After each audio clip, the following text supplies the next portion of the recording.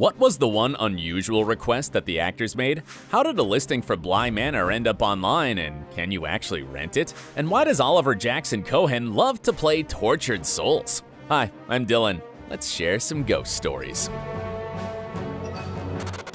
The actors' one request. The Haunting of Bly Manor brings back many familiar faces from the Haunting of Hill House series, as well as some of the spooky scares. This time though, the actors aren't playing the same characters, but entirely new roles. As it turns out, they actually asked not to repeat themselves and to play very different characters from before. Creator Mike Flanagan spoke to News Opener, saying it wasn't an unfair request and even he agreed with the decision beforehand. He said, "For a lot of us, we didn't want to revisit a lot of the places we went. I know for Ollie, who really went through the ringer with how he was diving into addiction and depression, he felt like he had really crawled out of something by the end of Hill House. He really put himself through it." It makes sense when you think about it. Because the Crane story reached its natural conclusion at the end of The Haunting of Hill House and everyone received their necessary closure. If they returned to play similar roles or characters, it would have felt very repetitive. Plus, it could hurt the actors in the long run in terms of being typecast. But it looks like everyone made the right decision here. After all, actors need something new to sink their teeth into every once in a while, right? How American Horror Story influenced it. When it was announced that The Haunting of Bly Manor was on the way, many fans wondered if it would tie into Hill House in some manner. This was quickly dispelled by Mike Flanagan in an interview with Entertainment Weekly.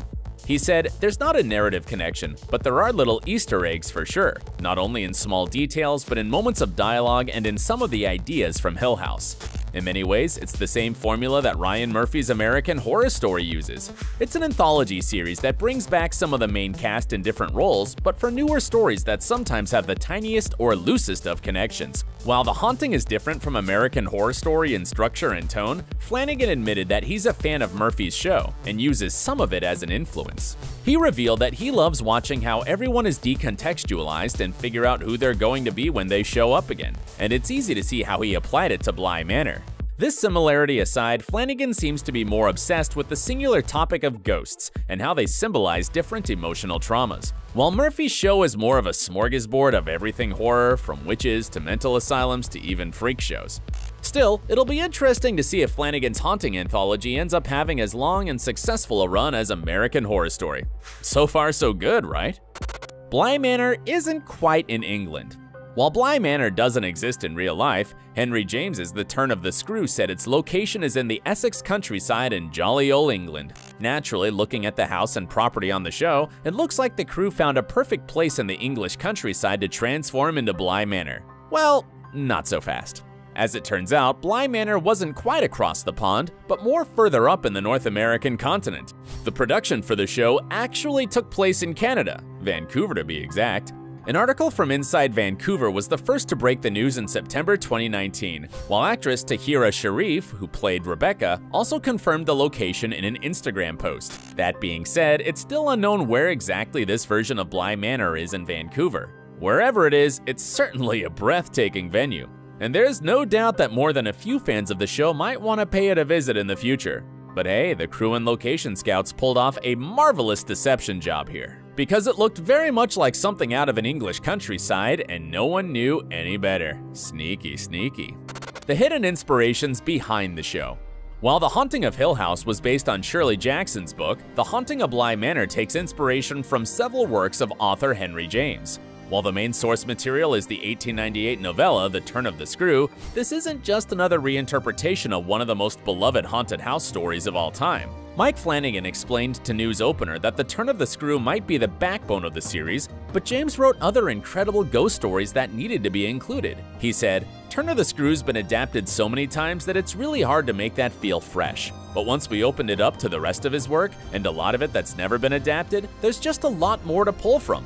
And it works, because this approach keeps the audience guessing all the time. If you watched any adaptations of The Turn of the Screw, you'll know immediately what's coming next. Now, with The Haunting of Bly Manor, you'll be surprised by some of the unexpected twists and turns that the show takes. Sure, it still respects the source material, but it also manages to make it unique and its own special kind of beast. Now, the only question is, which ghost story will Flanagan choose to adapt next? The Weirdzilla Listing. If you've ever looked for a new home or apartment, chances are you visited the website Zillow to see what's on offer in your neighborhood. Well, in a twisted turn of events, Bly Manor is actually now listed on Zillow for you to view as well. While it's currently off the market, there are photos of the property and some interesting descriptions of it. Written in typical real estate jargon, one of the facts and features about the property states, former and current residents of the estate report that the home has an airy and expansive quality, particularly in the evenings. Oh, that's clever. Very clever. If you watch the series, you'll know exactly what that means. As it turns out, this isn't someone trolling Zillow, but just a genius marketing move on Netflix's part, because after you click on the Learn More button, you're taken straight to the Netflix page to watch the show. The marketing department that thought of this idea definitely deserves a raise. Despite that, the thought of living in Bly Manor is still a big ol' nope from me. I'm not too sure about who'd actually want to live in a notorious haunted house willingly. While it might sound like fun and games at first, it isn't cool to see footprints splattered across the floor and watching things go bump in the night. When it comes to bedtime and sleep, boring is definitely better than any thrills or scares a haunted house can provide in abundance. What Bly Manor means to Victoria Pedretti. At its core, The Haunting of Bly Manor tackles many tough topics. A significant one is about letting go and being unapologetically who you are. In the show, Victoria's character Danny Clayton is shown to suffer immensely, as she believes she's somehow responsible for her fiancé's death, especially after revealing the truth about her sexuality to him. It's a grueling journey, and one that's filled with a lot of heartache and grief for her. However, she eventually accepts that she needs to let go of her guilt and listen to the voice inside of her. The heart wants what the heart wants, and she needs to be true to herself. For Victoria, this is a powerful lesson that meant a lot to her, and one that she hopes every viewer takes away from the show. She told Entertainment Weekly, "It's about the power of being yourself and living your truth, because the more that we all do that, the more it opens doors for future generations to be able to live more freely and truly to their heart."